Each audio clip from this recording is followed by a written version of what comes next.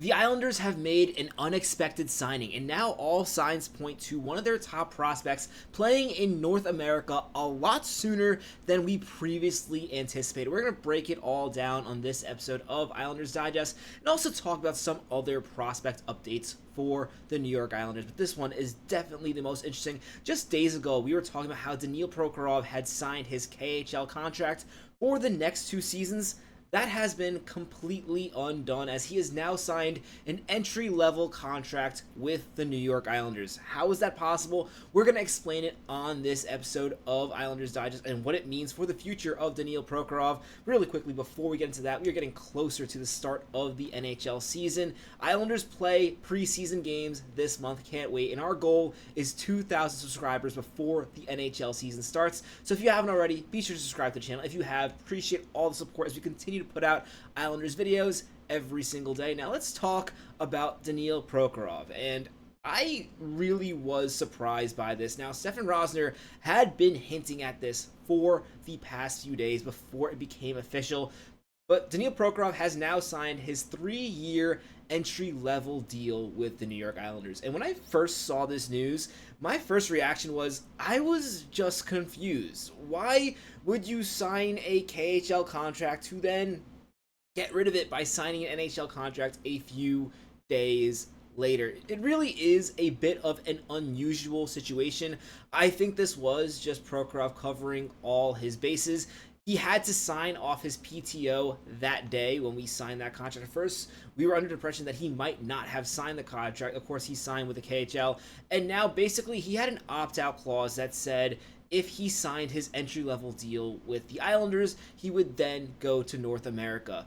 What's weird about this opt-out clause for me is that he didn't play or at least part of a season in Russia. I guess the relationship between him and Dynamo was not that strong, and if that was the case, which is really what I think is the case, then it makes total sense for him to come to North America. We know Russia can be really difficult when it comes to developing players, especially players who show a big commitment like Prokhorov to play in the NHL, and it was clear that he was likely not going to be getting time in the KHL this season. At least he was going to be starting in the VHL, but who knows what was going to go on.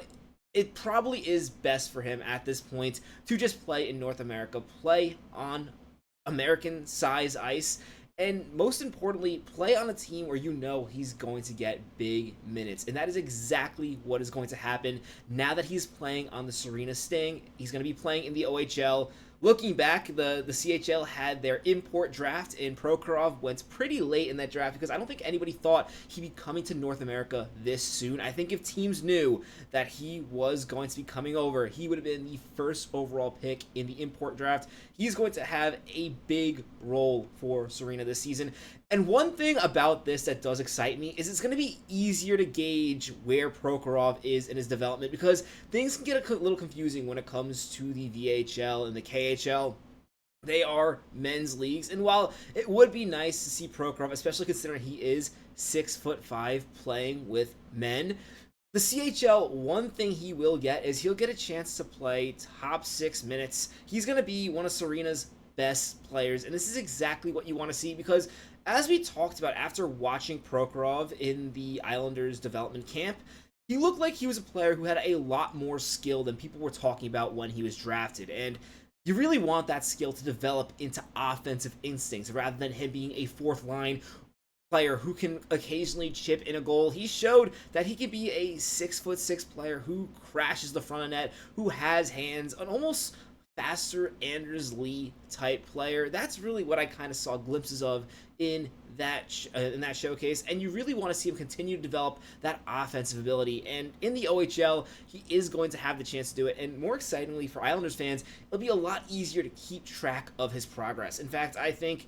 really what you're expecting when it comes to this player is one of those absolutely explosive OHL seasons. Perhaps not the type of seasons that Mathew Barzal used to have, or even Callum Ritchie, but we're obviously expecting probably like a 1.5 per game when it comes to Prokhorov in the OHL, considering his size, how much he can dominate This could be really exciting for Islanders fans. And more importantly, you're not going to have to go through that whole dance of getting the player to come to North America. He's here. And what's also really interesting when it comes to the NHL and prospects is there's now a new rule in the collective bargaining agreement. And it has not been fully fleshed out. But basically, the idea is each team is going to have a slot for one player who's under the age of 19 to play in the AHL.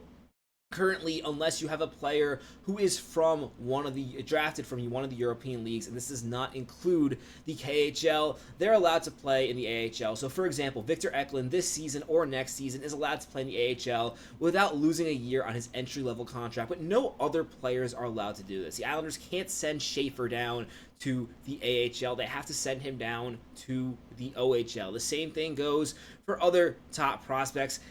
And where this is really interesting is this allows a window where potentially the Islanders can have Prokhorov be their 19-year-old player who plays in the AHL next season. Considering his size, if he does have a dominant OHL season, this could be a really interesting step in his development.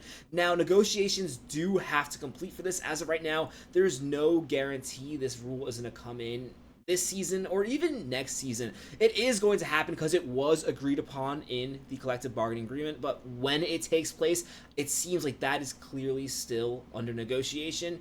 But if it does happen, I can't see it taking a full season to take care of these negotiations. I know the CHL and the NHLPA are involved. It's only one player, so while the CHL is also getting negatively affected by their players now being able to play college, having one player allowed to play in the AHL, especially considering they're only going to be a select few amount of players who are even going to be chosen for this anyway. It's going to be players who really don't belong in the CHL in the first place. I really don't think this is going to have a major impact. So as a result, this is something that's likely to happen. And if so, I think Prokhorov will be a perfect player for the Islanders to experience this, especially considering, of course, Eklund is likely going to play in the AHL next season, but he is not going to count for that slot. Again, he is from the SHL.